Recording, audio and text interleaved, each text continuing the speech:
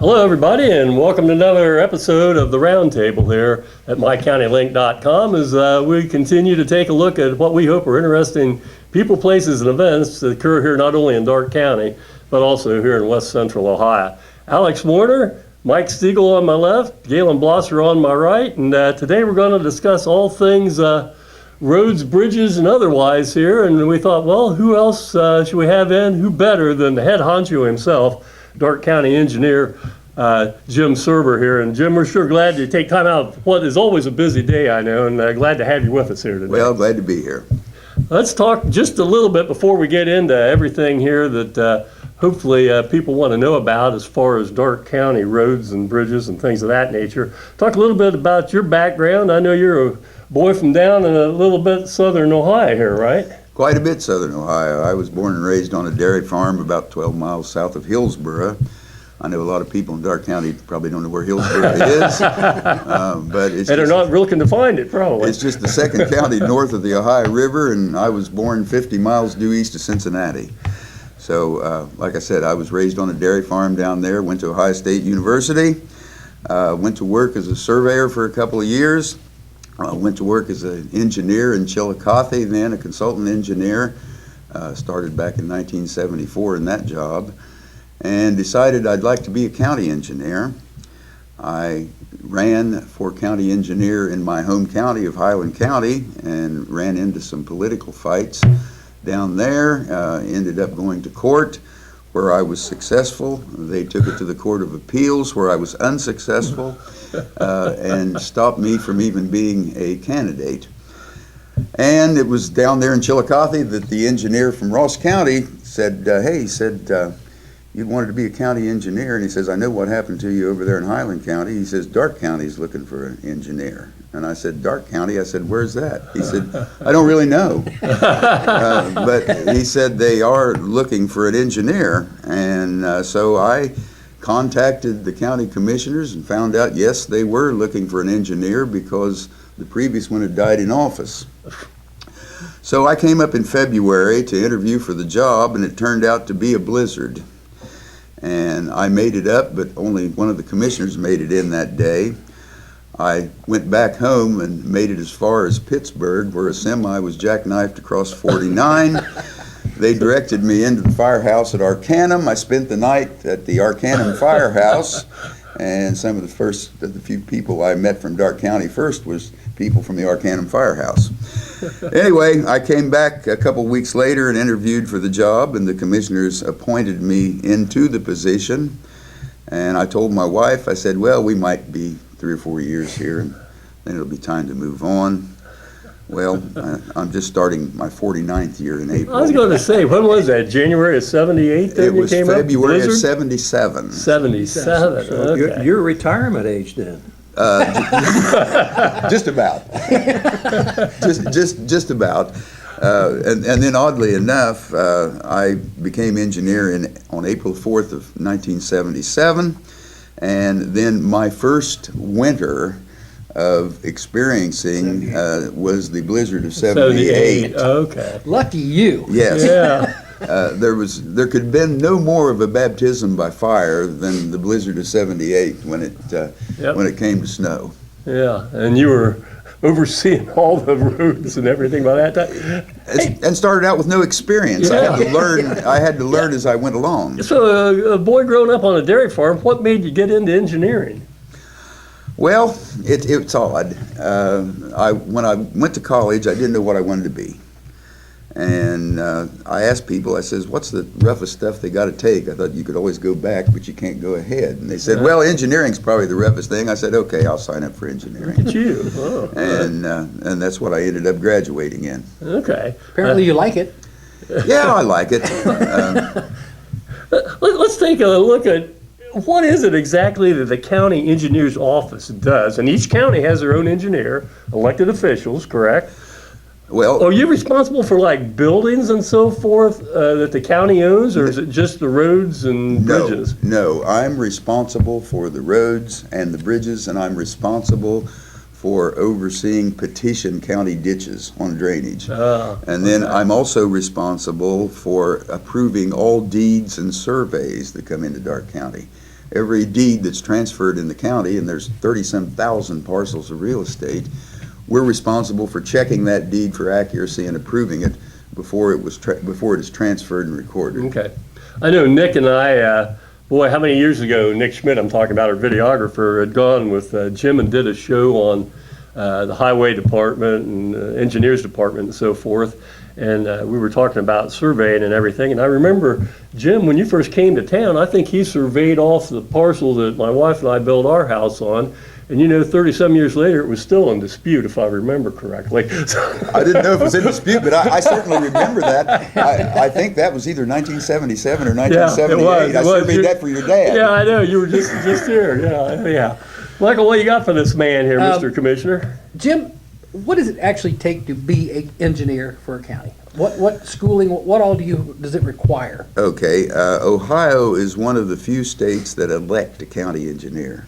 In most states, that position is appointed by the commissioners or by a road commission, depending on the way the government is set up in that particular state.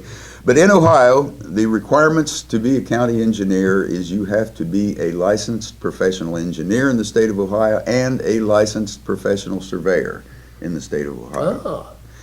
Now, both of those licenses, the engineer's license takes a college degree. The surveyor's license takes another year of college on top of the engineer's license. Each of them require 4 years of qualified experience working under a licensed engineer or surveyor, and then passing 2 8-hour examinations for each license. Do you feel like, do you really need to have the surveyor's part of attached to the engineer? Absolutely, absolutely, Okay. because I would say that in my average day, I spend 30 to 40% of that day just dealing with real estate, surveying, and deeds. So yes, it's very important. Now, there's a movement on right now in the state legislature to exempt the surveyor's requirement from the county engineer. That is done, I believe, because they think that with that exemption, there'll be more people that would run for engineer. Okay. But the problem with that is they might be a chemical engineer or a welding engineer or something like that, and if they don't have the background in the surveying, they can't really do the job the way it has traditionally been set. Okay. Well, I know we're going to get into some facts and figures here. We're going to blow you folks away with information, and we certainly have enough people here that are knowledgeable about things. We hope we can bring that out. Galen, you're on the road a lot. What's the first thing you notice about Darke County roads there as you travel around the area schools and things of that nature? Our roads are really well kept and kept to do a good job with it. One thing I don't know if people probably know, but I would call Jim an inventor. I don't know if that's the proper term, but he has come up with a coating that goes on roads that is catching the eye of people around the state, even around the country. So he has produced, what would you call it? What did you do? It was a new recipe for hot mix, Okay. and formulated that back in February of 2017.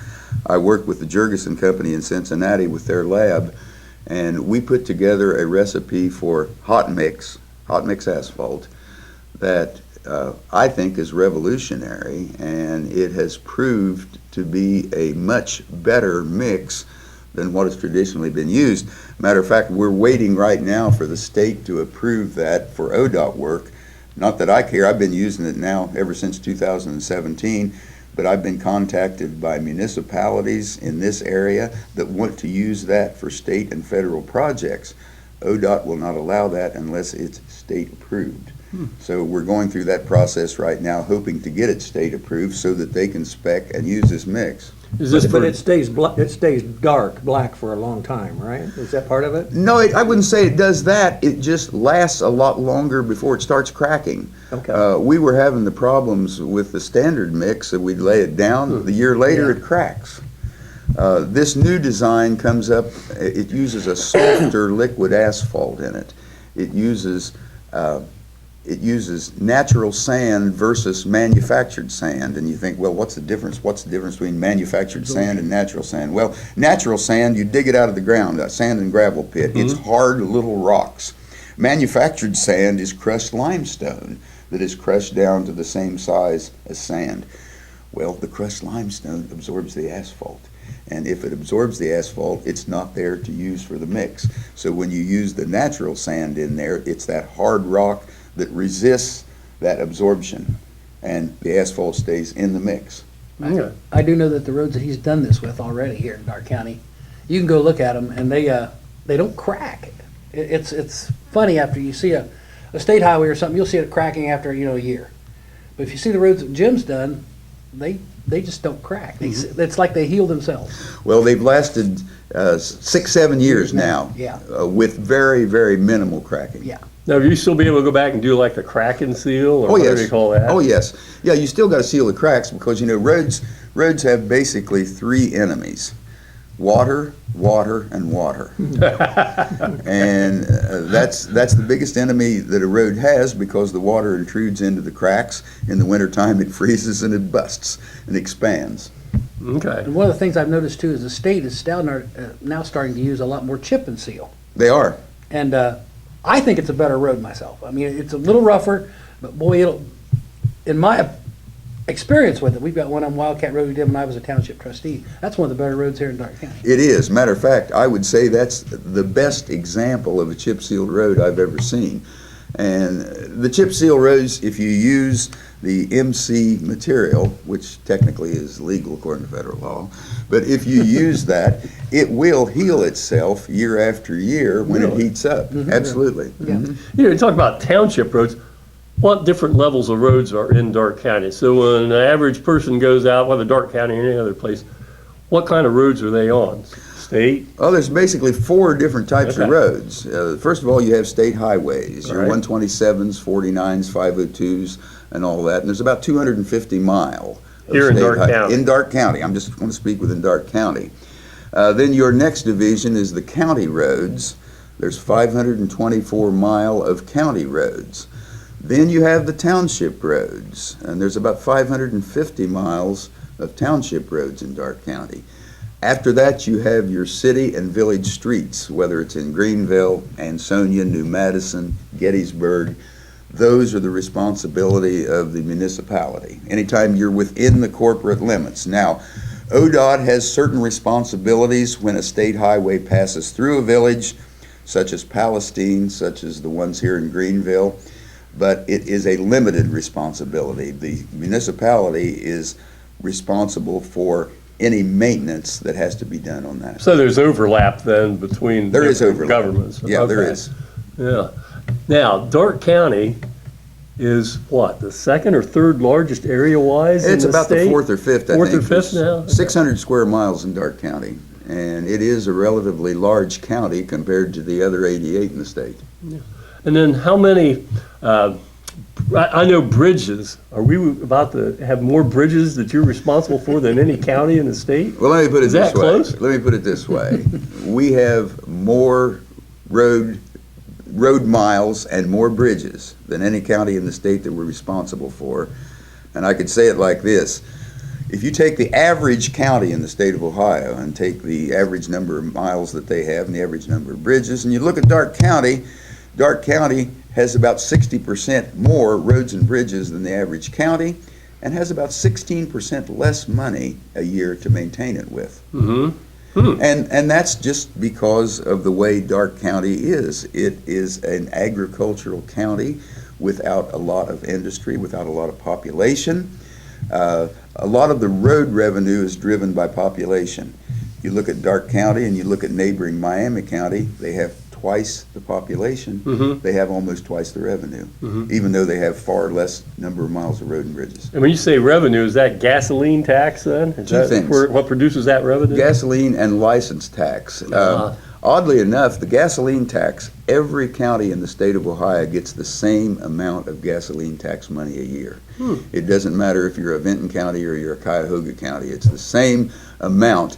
Where the difference becomes is in the license revenue, and that is driven by the number of vehicle registrations, which is a direct proportion to the population. Okay. But that kind of makes sense in a way, because the more cars, the more wear and tear on the roads. Am I right in that? The more cars, the more wear and tear on the roads, that's true, but yet if you have less mile of roads to maintain, a mile of road, it takes a certain amount of maintenance, Right. whether anybody drives on it or not. Okay, that makes sense. What does it cost to do a mile of road this year? To pave a mile of road, it's right at $100,000. Wow. And when I first took this job, it was $10,000 to lay it thicker. So Isn't that crazy? better pavement, thicker pavement for 10% of the cost. But that, again, you're no spring chicken, so that's been over, what, 40-some years, right? Well, it's been over 48 years. That's right. Back when I started, I looked at what 48 years before was, and you were back in the Depression. Yeah, that's true. You've seen them come and go then, is that what you're telling us? Hey, how many employees do you have under your auspices out there at the engineers department, highway department, ditch, and so Okay, forth? okay. I don't have anything to do with the ditches. The commissioners handle the ditches. Okay, all right. But I have 26 employees at the highway department, and I have 3 employees at the office up in the courthouse. Yeah. What kind of budget does the engineers department have? About $7.5 million a year. Is that, has grown over the years, Oh, I absolutely. assume, but I mean, as a Oh. percent of the county budget, or is it well- stabilized? I don't know. Mike could probably tell you about better being a percentage of the county budget. Probably. I don't think it's grown. I don't think it grew much when I was there. Percent-wise? Percent-wise, it pretty much a little bit, but it Not wasn't much. It wasn't much. It really wasn't. Maybe Okay. maybe 3%, maybe over the whole time. I don't know. It wasn't much. I was thinking back when I first started, the budget was a little over $2 million. Okay. Now it's a little over $7 million. So yeah, that's about Okay. right. Are there projects you just can't do because there's no funds available, like bridges and things? Well, let me give you an example. This is a good example, and we're getting ready to replace the bridge out here on Meeker Road, the one out there south of Family Health. I programmed that bridge back in 2019 for federal funds, 80% federal funds. I'm only allowed to get one project every 5 years because our bridges are of such a state with the inspection that that's all they'll let me have, is a bridge every 5 years. At any rate, I programmed that bridge for $400,000, which was way more than I thought it would cost to replace it, because the next year I replaced the bridge on Fisher Dangler Road out there with federal funds. It was a 100-foot span bridge, and it cost $885,000. This bridge on Meeker Road is a 47-foot span bridge, which is less than half of the length of the 100-foot on Fisher Dangler. So at any rate, I programmed it for $400,000 for 80% federal funds, thinking that that was going to be more than adequate. We just took the bids for that bridge in March, and the lowest bid was $740,000. Wow. Now, that's what's happened in just 5 years. 2019 up to 2025. I guess it's been almost 6 years. Now, you do a lot of the bridges. I think, if I remember correctly, one thing that you're very proud of, and the people of Darke County should be too, is you do a lot of the bridge work yourself with your own employees for tremendous savings and probably a better quality product. We always have done virtually all the bridge work with our own employees simply because it was a necessity. With the amount of money that was available, we could build them so much cheaper. Now, you know, we have the contractors casting a bad eye on us for doing that because they're Taking work away from them. taking work away from them, and we have the state legislature then that's responsible to the contractors, and they keep passing laws that further limit our being able to build bridges. Going back, give you an example. When I first started here, we were not allowed to build a bridge that cost over $40,000. That was what they called a force account limitation. That's statewide? Statewide, yeah. Any county was not allowed to build a bridge with its own people that cost over $40,000.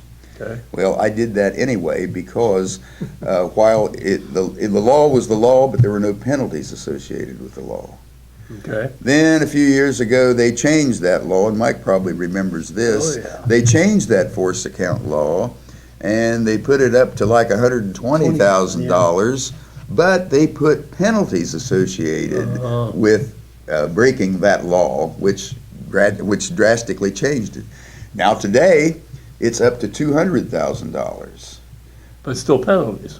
but still penalties. And what good does that do you when it costs $740,000 to build a 47-foot long bridge? Yeah. So where's that penalty money? Where's that fine go? And just in the state general Well, wait, fund? it's not a fine. The penalty was you weren't allowed to do any more force account for the next 2 years. Oh, geez. It wasn't a monetary Oh. penalty. They just shut you down. They just Yeah, shut that you was, down. that was always one of Jim and I think the commissioner's biggest complaint was this force account. It was stupid. It made no sense.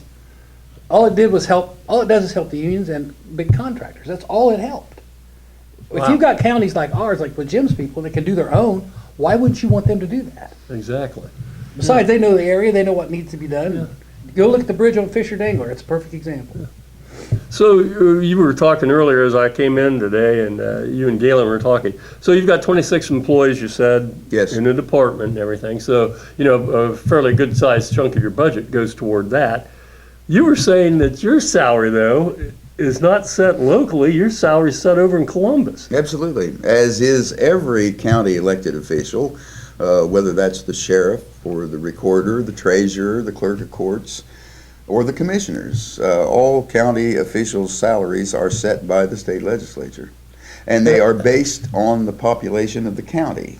I think there are 3 categories in the state of Ohio, and we're in the lowest category population-wise. size, yeah. Less than 55,000, I think it is. And then you were also saying then that elected officials only required to be on the job 4 days a year? That's Is that correct. what you were saying? That's the state law, stupid as it may be.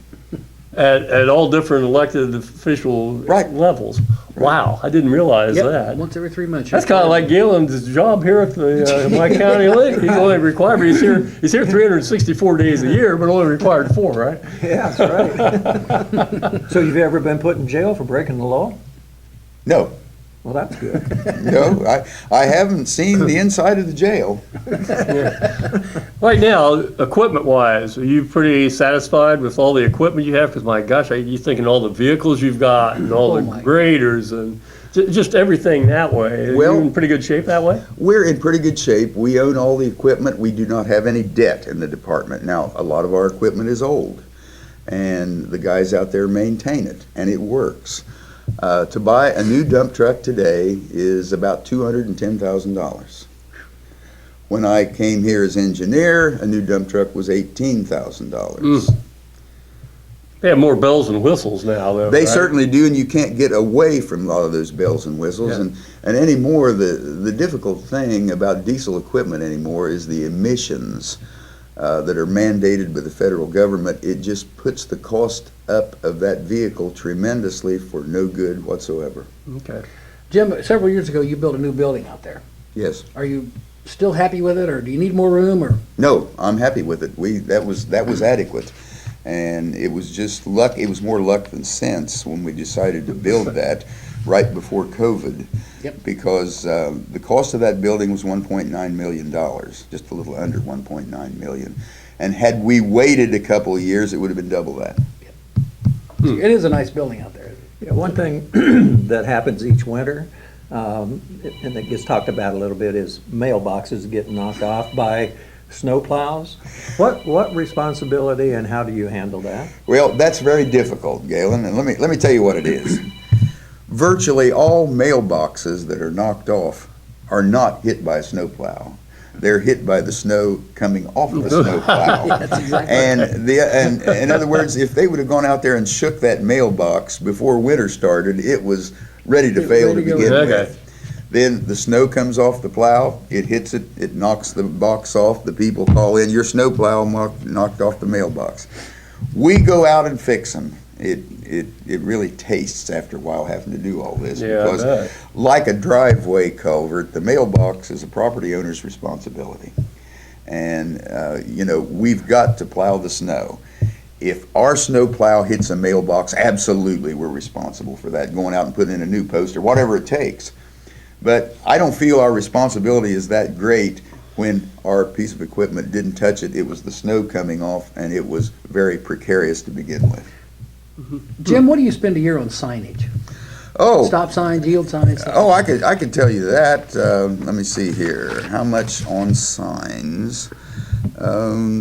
There we go. Wow. $47,000 on signs. But let me tell you something about that. How many stop signs you think that we have just God. on the Darke County roads? With 500 miles, oh, Lord, who knows? Lord, who knows? I mean, because at every intersection, if you got a four-way stop, that's four See- signs at that intersection. I don't know. Well, we have 819. That's all? 819. 819 stop signs. Because you got to remember, here's what you got to understand about signs, especially stop signs. The state highway is responsible for any stop sign that intersects that. The county is responsible for any township road that intersects the county. The only township responsibility on stop signs is at the intersection of two township roads. Okay. So we're not responsible for the stop signs where our road intersects a state highway, but we are responsible for all the signs where a township road intersects a county Now, road. the townships and the county, don't you guys go together and try to buy signs? Do you buy signs for them, or? No, not usually. I will sell them signs if they Yeah. need them. But no, there's sign grants available to the townships that they can apply for and get that are very, very generous, giving them signs and posts, whatever Does they that need. come about every year? Do they give you a sign grant every year? I have been getting a sign grant for the county about every year for the last 8 or 10 years, I think. And the townships have one available every year too. But, warning signs, the yellow Yeah. warning signs, we have 2,228 of them posted. I was just going to bring that up. Something in the back of my mind said you were the man that decided to put up those warning signs and then had reflectors on the post Yes, itself. yes, we do that. Yeah. Yes, we That put- was your baby, right? Yeah, we put the reflectors on the posts, and we even put reflectors on the posts for the road name signs. Now, you talk about the road name signs, there's Oh, my. 1,326 of them. The county is responsible for the road name signs, not just on the county roads, but also on the township roads. This was a decision made by the commissioners 50, 60 years ago, that's carried through to us, so. How many people have in their bedrooms or in their dens, the name of a road that also is their last name and so forth? You have to replace a lot of street or road yes, signs that yes. come up missing? But I can tell you something funny about that too. When I first came here, the road name sign that we had to replace the most often was on Love Road down in Harrison Township. That's where I got. That's where I got Yeah. married. Was Love Road. Okay. I've got two of them in my bedroom. And then my wife has one of hers that says stop. You're going to jail. I know. I should have brought that up. But at any rate, that was then. Now you come up to modern times, we don't have any problem keeping a sign on Love Road anymore. They leave them alone. Do you know what sign they steal now? I'm almost afraid to ask. This is in Jackson Township, and it comes off of Hillgrove Woodington Road. The name of the road is Stoner. Stoner. Oh. Yeah, Stoner Road. Yeah. Now, we put a sign on Stoner Road up 12, 14 feet in the air just to discourage them stealing it. I was gonna say I've seen some of them now. They're on like the utility poles and so forth. Yes. 15 feet off Yes. the ground or something. From love to stoner. That's pretty good. I know when I was younger, they used to use them for target practice. Yeah, that's true. That's true. Oh, you can still see that in Darke County. You drive by, you see some holes in some signs. Who do you buy? I always, my one daughter lives in Indiana. It seems like every summer we go over there. I think the state flower of Indiana is orange cones and orange barrels, Who do you buy those from, and how come we weren't smart enough to invest in that 30, 40 years ago? Well, there's different suppliers you can get that from. I think we buy most of our cones out of an outfit up in New Jersey, and that has a pretty good price on them. But there's many vendors that sell the state flower. Yeah, my gosh, how many of those you have to go? I mean, you have to replace every so we many don't- years, no, we replace a don't- certain percentage. We of them? don't go through that many cones. The guys just use them over and over again Yeah, when they're right. setting up traffic control when they're working on the roads. But we don't go through that many of them. Okay. I know, Jim, whenever we do a road or something, there's always a person to do the asphalt work, and then there's the stripers and stuff like that. You have to review every contract. Yes. What are you looking for in this to make sure that, is there anything that you've ever found that looked different to you that you didn't allow the person who got the job to do it? It's been very seldom, 40 years, because we're blessed with using local contractors that live here in the county, and that type of shenanigans just doesn't happen. Now, The people that I have do the striping on the roads, they come out of Akron, and the ones I've used for the last 3 or 4 years. I've had them also out of Norwalk that has done it, and also out of Cincinnati. So we never know who we're going to get to stripe the roads, but see, that's another difficult thing, is I have to set up, naturally, anytime you pave a road, you got to restripe it. And that's one thing I'm proud about on our county roads, and incidentally, that's one way that you can tell a county road from a township road, is if you're on a rural road that doesn't have a stripe down the middle of it, that's a township road. Now, there are some township roads that do have stripes. So just because a road has a stripe down the middle of it doesn't necessarily mean it's a county road. But if there is no stripe, it does certainly mean it's a township road.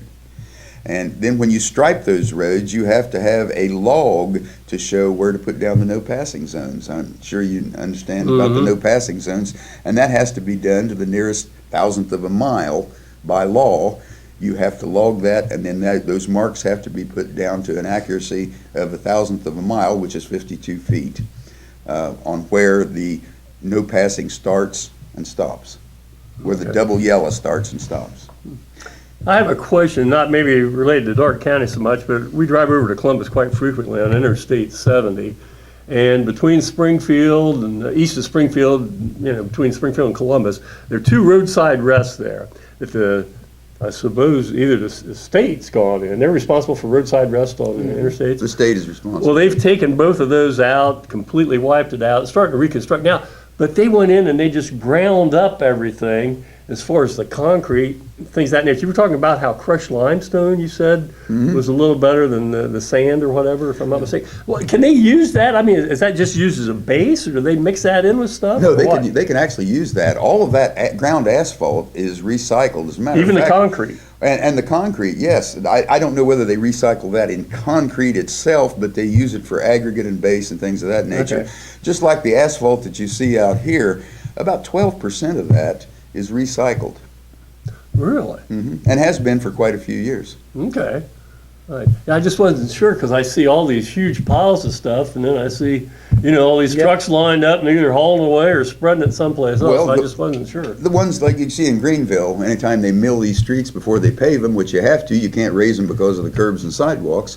Those trucks that are hauling all that milled asphalt away are hauling it to the asphalt plant, and it is in turn put into newly manufactured asphalt. We used some of that up at the airport, didn't we, for that one parking lot? And you said that was the best. That was Base. The best. Oh, yeah. Ground asphalt is the best base you can put down. Okay. And ours is, it's about like that because we had a bunch to get rid of. We're starting to get near the end of things here. Here's a question for you. I think the worst stretch of road, and it's not your responsibility, is from the intersection of 47 and 127. There's about a 3-mile stretch of 127 going north. Oh, right there. It just ba-bum, ba-bum, ba-bum, ba-bum. And they start milling that down. I see they've started milling it down now some already from all the way up to 47. What causes that? It's like, is that just where, you've dumped a load of asphalt? No. And that's the section, and then the next section, No. and it comes up? Or No, what? you and I are about the same age, Yeah. I believe, aren't we? Yeah, one of us is better One of- looking than one the of- other, but one I of won't us say hates- which One one. of us hates to admit that. I will. We're about the same age. And that 127 was originally constructed as a concrete pavement about the time we were born. Okay. Because 127 used to be what is now the Greenville St. Mary's Road. Right. And back in about 1950, they relocated that and constructed that as concrete pavement. And those bumps that you feel are those joints between successive areas of concrete pavement that have been there for better than 70-some years. My God, how do you get rid of those You things? don't. You don't. Man, it's just like driving on a washboard. You know what I don't. mean? It's like a 3-mile stretch The only way to do there. is dig it up and start over. That's right. That's it. The only way to get rid of it is to remove it and start over. Okay. And now, one other thing I want to see whether you wanted to talk about, what's going on out here on 127 at Children's Home Bradford Road. Yes, that intersection. What's happening? Okay, here's what's happening. That intersection has been the site of many bad accidents over the last few years. And naturally, people have expressed their displeasure to that with ODOT as well as with us. We get it all the time. The commissioners get it. The sheriff gets it. And ODOT has determined that the less intrusive measure to help this road is to cut the through traffic down to one lane in each direction. So what they're doing out there now is they're restriping it, and I don't know how many of you are familiar with 49 south of Phillipsburg. If you remember what they did there, they took a 4-lane highway and they necked it down to a 2-lane highway, but that was done so they could install a traffic light. All right. Because the state is not allowed to put a traffic light up on a 4-lane highway, even though the Facebook keyboard warriors seem to think that's the ultimate solution. They can't do that. So what their solution out here is between the intersection of Greenville, Salina Road and Crookerburg Road. 127 is going to be limited to 1 lane northbound and 1 lane southbound. Wow. Okay? Starting how far back from the intersection? Well, no, starting from the Greenville-Salina intersection to the Crookerburg intersection. Oh my golly. And Children's Home, of course, is in the middle. Right. So through that section, it's going to be limited to one direction each way. Now, people would say, well, that's crazy to do that. Well, I may agree with them on that because the Children's Home intersection is wide open.